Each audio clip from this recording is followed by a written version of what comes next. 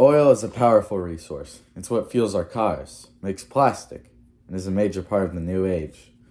So when Humble Oil finds oil in Prudhoe Bay in Alaska, America is eager to produce that crude oil.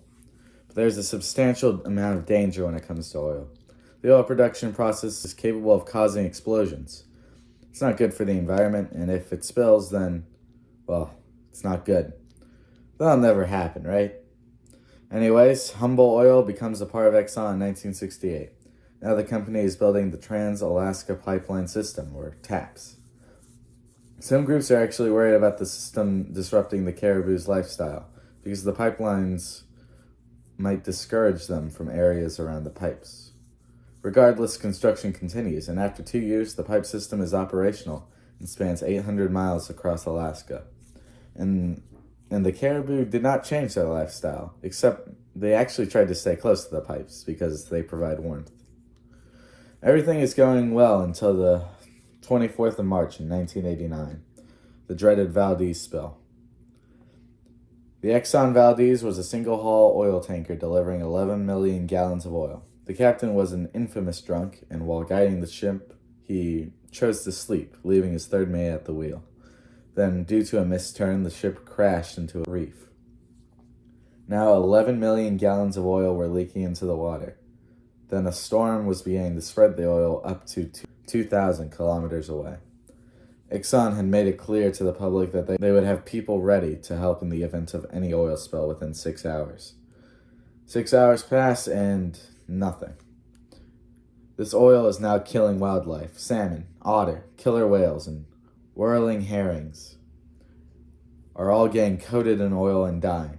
Otters, for one, rely on their coats to stay warm in Alaska's climate.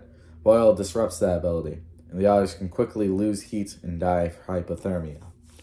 Beaches are also now black, and the once majestic water is now a sea of problems.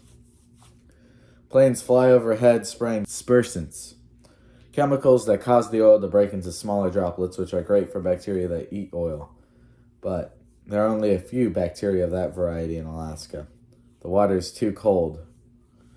There are also people on the beaches cleaning off the oil with paper towels. Exxon boasted that the situation would be handled efficiently, but here they are, using paper towels. Still, the oil is clearing up, and now Exxon has to regain the people's trust. They become a leader in safety and promise better response teams and pride themselves on the fact that a disaster like this will never happen again. They pay around $5 billion in cleanup costs and damages to compensate 11,000 fishermen, landowners, and businesses for their losses, and 500 of those people left because of the spill. Later, U.S. President George H.W. Bush would sign into law the Oil Production Act of 1990. This law rewrote the rules to better regulate oil, such as requiring a phase-out of single-hulled oil tankers, and it backed up the Alaska state legislation. It is now the global standard for oil spill prevention and response. Another important thing it did was create the Regional Citizens Advisory Councils, which provide a counterbalance to the industry and government. Fisheries for salmon, herrings, crabs, shrimp, rockfish, and sablefish were closed around the Valdez area after the spill. They remained closed throughout the 1990s, and by 2002 the Trustee Council considered pink salmon and sockeye salmon to be recovered from the oil spill. Wild pink salmon have recovered to a population of 11.6 million fish. Their numbers, aided by a large hatchery operation, have rebounded from a low 1.3 million 3 years after the spill. But the species of herrings are still not recovered, and pockets of oil are still found on the beach. It's hard to say that we have truly recovered from Valdez.